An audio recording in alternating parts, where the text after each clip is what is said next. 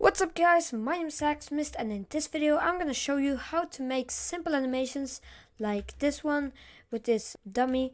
And without further ado, let's get right into it. The first thing you want to do when you're going to make an animation is to build a rig, whether it's on R15 or R6. I'm going to show you the difference between the two rigs right now. So there we have an R16 and then here R15 and there I have an R6. So the difference is that this rig is built by using 15 different parts, I think. So as you can see, we have 4 arm parts and 4 leg parts, and so you can make much more advanced animations. And here we have a dummy which only has 6 parts, or actually it's 7 with the humanoid part, but yeah. So you can make much more advanced animation with this one, but of course it's harder to make animation with this one. So I'm gonna show you how to make an animation then. So you will have to have this plugin installed and that one. So rig builder and animation editor, I can link them in the description below, but they shouldn't be that hard to find with just a Google search.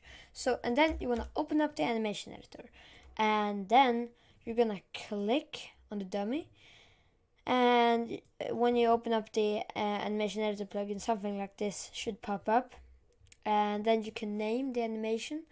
I can name it to animation test, and also there are other animation engines or plugins than this one, but I'm gonna use this one because it's a really good one.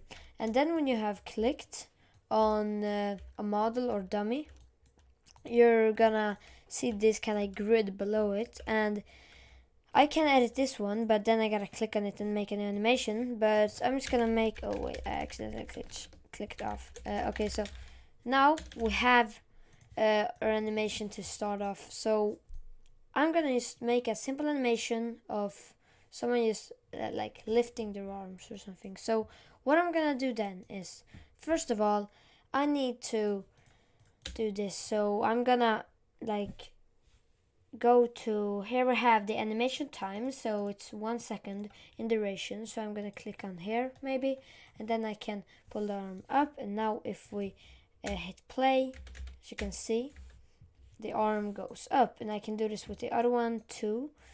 And if that doesn't work, then that has something to do with the keyframes. So if you don't have these keyframes right here in the start, then the arms are gonna be up in the start of the animation, because there's no other input of an animation.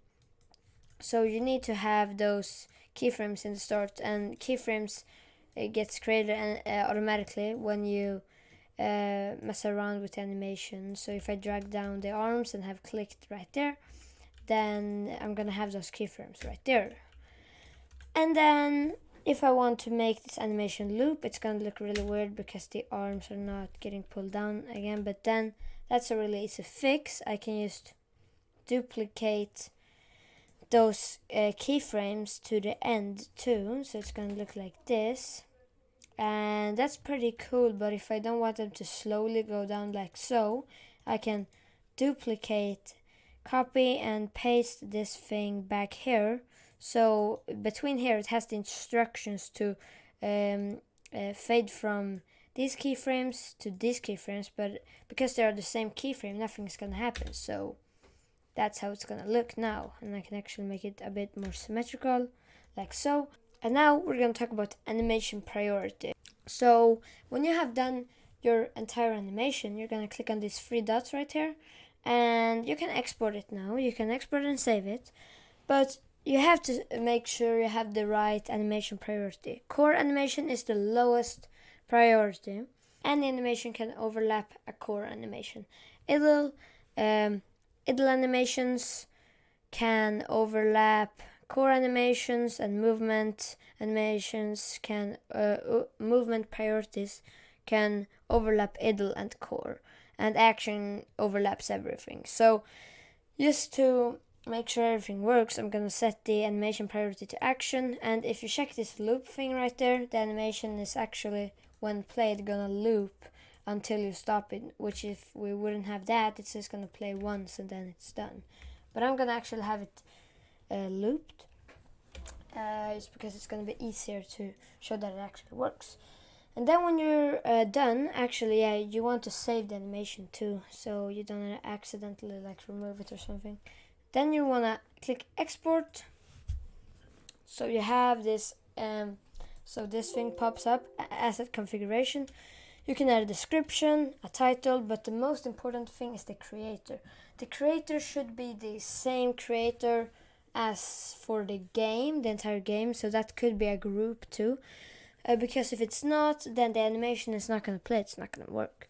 And then you're going to click submit, and then you can take the ID by just clicking there, so it's going to say ID copied, or you can click on this link and then paste those, copy those numbers. Anyways, then when we have that all done, we're gonna insert an animation into this dummy, and we can actually remove this dummy because we haven't done anything with it. And then when you have this animation right here, we're gonna paste in the animation ID. That's just how I did that. And then we can rename this animation to animation test. And now we have the animation done, but just because we have an animation in the dummy doesn't mean it will play. You will have to make it play through a script. So we're gonna insert a script, and then here in this script we're gonna type local dummy is equal to script.parent, local animation is equal to dummy,